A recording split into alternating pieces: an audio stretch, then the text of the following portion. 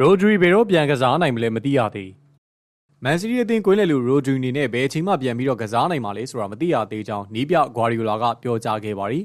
အသက်29နှစ်ရှိပြီဖြစ်တဲ့စပိန်ကွင်းလယ်လူဟာပြီးခဲ့တဲ့ဘုံမောက်နဲ့ကစားခဲ့တဲ့ပွဲမှာရရှိခဲ့တဲ့ဒူးဒဏ်ရာကြောင့်လက်ရှိချိန်မှာအနားယူနေရကြောင်းသိရပါတယ်ရိုဒရီက2024ခုနှစ်တွင်ဘောလုံးတော်ဆုကိုစုကူးနိုင်ခဲ့ပေမဲ့လည်းဒူးရွတ်ဒဏ်ရာကြောင့်မလို့ရင်းတရာသီလုံးနီးပါးနားခဲ့ရသူလည်းဖြစ်ပါတယ်သူကပြီးခဲ့တဲ့ရာသီနှောင်းပိုင်းမှာပြန်ကစားလာနိုင်ခဲ့ပြီးနွေရာသီကလပ်ကမ္ဘာဖလားပြိုင်ပွဲမှာပြန်ကစားလာနိုင်ခဲ့ပေမဲ့ဩဂုတ်လမှာဒဏ်ရာထပ်မံရရှိခဲ့ပါတယ်။ရိုဒီကမန်စီးတီးရဲ့ပရီးမီးယားလိအဖွင့်ပွဲကိုလွဲချော်ခဲ့ပေမဲ့လည်းပြိုင်ပွဲအရရက်9ပွဲမှာပါဝင်ကစားထားနိုင်ခဲ့ပါတယ်။ဒါမဲ့သူကယခုရာသီမှာမန်စီးတီးအတွက်ပွဲချိန်အပြည့်2ပွဲတည်းသာကစားထားနိုင်ပါတယ်။ဘေးကတဲ့နေ့ကနီးပြဂွာဒီယိုလာကသူ့အနေနဲ့ကွင်းလယ်လူရိုဒရီပြန်ကစားနိုင်မယ့်အခြေအနေကိုမသိရသေးကြောင်းပြောကြားခဲ့ပါတယ်။မန်စီးတီးကယနေ့မှာအေဗာတန်နဲ့ရှင်ပြိုင်ကစားမှာလည်းဖြစ်ပါတယ်။ပြီးခဲ့တဲ့ရာသီတုန်းကစူပလာလက်မဲ့ဖြစ်ခဲ့တဲ့မန်စီးတီးကယခုရာသီနောက်ဆုံး9ပွဲဇက်တိုက်ရှုံးပွဲမရှိမှတ်တမ်းကိုပိုင်ဆိုင်ထားပါတယ်။